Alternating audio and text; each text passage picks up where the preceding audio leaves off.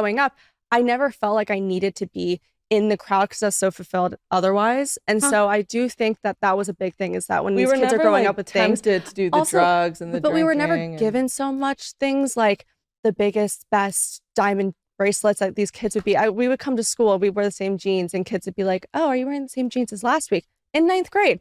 And it was just baffling. And I think that's the problem, is that they were noticing the wrong things. And we just were so oblivious. We just knew life was going to get better as we get older with friends and everything. Yeah. So yeah. It's pretty cool that she instilled that you guys are all best friends. Yeah. Are you also best friends with your other sister? Yeah. Oh, yeah. Oh my gosh. It's just different dynamic. It's She's 6 years different. apart from me. What's the dynamics? She's like the little Tasmanian devil. Yeah, it's always the youngest one that causes the most trouble, but trouble in a way where she's not doing anything where we're like concerned about her, but she really is the contrarian. Like if we're all saying we're wearing white today, she'll purposely show up in black. Like she just likes to be a little bit different. Yeah, she's a Gemini. Yeah. She's a little bit spunky, that one. She has a boyfriend. I would say I'm more of the Do we mom like the to her. boyfriend? Love her the boyfriend. Actually, Sly loves the boyfriend. He never likes our boyfriends. which He's is never huge. called any of our boyfriends before in the past, and he's calling him, asking for Yeah. advice. What is it Crazy. like when your dad doesn't like the boyfriend? I feel bad for the boyfriend. It's a daily reminder about what he doesn't yeah. like. He'll say one joke about him, and he'll be just like nagging Sometimes, it over and over. he'll call me and be like, "Did you dump him yet?" And then I'll be I like, mean, no. listen, in these guys' defenses, that's an intense potential father-in-law to. 100%. Oh, it is. That's not Woo, a. that's you know, a lot of pressure. It is a lot of pressure. Yeah, I that's some remember pressure. our favorite story is Sophia's first boyfriend from high school came over to meet the family for the first time. And he went up to shake Sly's hand, and my dad grabbed his hand, pulled him in, and said, "Next time, shake my hand like a man." Oh, jeez. And I would wanted lose to my kill mind. him because I'm the oldest. It was awful. And by the way, from then on out, every single day, he would grab my dad's hand. He would grab my hand just to practice. I mean, we're not together anymore, clearly. Yeah, but I feel like a guy that's going to be with one of you and potentially enter the family, like it's almost like trial by fire. Like they kind of, Yeah. in order to get the respect of everybody in the family. Yes. I'm curious why he likes your younger sister's boyfriend so much and why he doesn't like Nailed the handshake. your other boyfriends. Is there a confidence situation? I think it's a confidence thing. It is honestly a confident thing. okay. He's what, 21 years old, but he's more confident and more of a man than any guy I've ever And brought you know what he home. does? He shows up and he has facts. He's really smart and he's worldly. and he also helps out. Like he kind of satisfies all 5 of us in the family because I think we all require a different thing. Like my dad lot. wants someone to talk about sports and art. My mom wants someone that just like offers to help clean the dishes and is super sweet to the daughters. Sistine wants someone funny. I want someone that's deep, and Scarlett, who knows? But I feel like he's been able to tackle all 4 of us, 5 of us that we've He's all nailing just it. adopted him. He's into the not family. afraid. Do you know what would be a red flag for me if I was one of you guys? Oh no. If a guy took me on a date and your dad, mom come up and they pretend like they don't know No, who we talked it about is. this at dinner, right? I know. I say- think we did talk about They We this. said- actually bring them up more, and Oh that's my when God. it goes downhill. I've had both, the pretending to not know. I can't. And Is then it- they're like, wait, what? Yeah, And well, then the what other. was the thing you said? It's like either they pretend they don't know who he is, which is insane because like that's I mean, you met me on Hinge, like, you know. Come on. Or- And Come also, on. you looked at me on Instagram. Don't Exactly. lie. Exactly. Yeah. Like Sistine is a pretty unique name. I think you can find that online. or they very start easily. rattling off like movie facts and timelines and Yes. that's Those wild are the too. Yeah. worst. Those What are do you the mean, worst. movie facts and Well, timelines? they'll just go on and on. I went to dinner with one guy. So much potential. Such an idiot. Yeah. He the whole time didn't ask me one question and then told me my dad's entire like underdog story as if I don't already know it. And I was like, yeah, I know. Yes, I know. And it was just painful. it was But you know what it painful. is that we totally understand and respect people for loving him. Like we love the fact that people love him. And we love him. Like obviously he's given us the life that we've had. But you know, when we're trying to find a partner, especially as we get older, it's been just so hard to find someone that isn't intimidated of him, but also of us. It's a weird thing because I mean, he's our dad, but to everyone else, he's an icon. He's their hero, whatever it is. So when someone brings up our dad on a date, it's just our dad. It's my not God. like I'm asking like, what is your dad's a dentist? Tell me about that. Like it's never the same. Mhm. But we have to always remind ourselves that, okay, they're just Yeah, fan. exactly. It's fine. Like So what's the right move then? the Like, right what's the move is to balance? just be normal. it's Yeah, being don't say normal and anything. court You us. can't say anything. no. Well, no, Yeah. like if it comes up, we love talking about it. but not on the don't- first date, I think.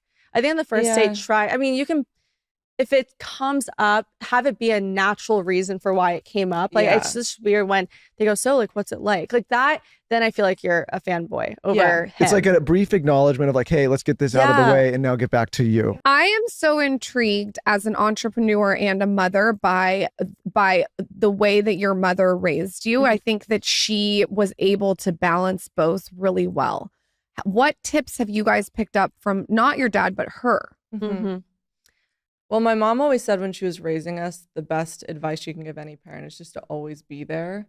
And that's all that kids need. It's just like time and energy and affection and love. And like that, I think, really helped us grow up and helped us realize that there's going to be mean people in the world. I remember, how old's your daughter? She's 4. She's 4. So like by the time we were 8 or 9, we started to get bullied really bad. And I think just having that comfort of knowing that like she will always have your back was really helpful. In terms of career-wise, she gives a lot of really good I think it's advice. always be the first to show up, be the last to leave. But I think my mom's biggest thing was that everyone's here isn't working for you. Like everyone's a person. Be always so humble, so kind. Like don't think that you're ever going to be better than anyone else. I think a lot of people in the industry have a hard time remembering like you came from somewhere, you are a person just like everybody else in this room. And I think that's why we've ended up growing the way we did, was because we don't think we're better than anybody else. My mom always said this to us, and I think it's hysterical because people can't really wrap their head around it.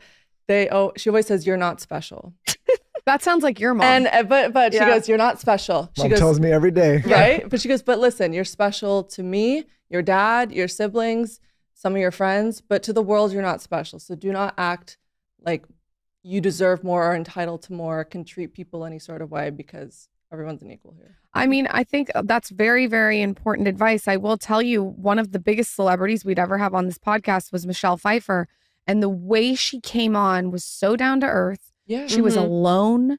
She wasn't wearing a ton of makeup. Kind. Low-key, treated kind, everyone well. treated everyone well. Exactly. And then you get someone else who's nowhere near her level of fame. And it's like they show up with 15 people. And it's like there's like the hair, the makeup, the PR, the publicist, and there's like this air where they don't even acknowledge the producers. They don't say hello. And it's just the juxtaposition of it is just so wild. They're trying to fulfill something that they lack. And I think the biggest thing was that my mom was like, be confident in yourself and your own life, but you don't have to feel like you need to act a certain way to make people believe that you are that. Like, just be that. If you're already satisfied with your family, your friends, yourself, your career, you're not going to feel like you need to judge or treat anyone poorly. What's the saying? They say the super wealthy, you don't even know they're wealthy. And then the ones who aren't as wealthy, they flaunt the most their wealth. It's sort of the same thing. And they wear Navy. Also, and they wear Navy. You never know how far people are going to go.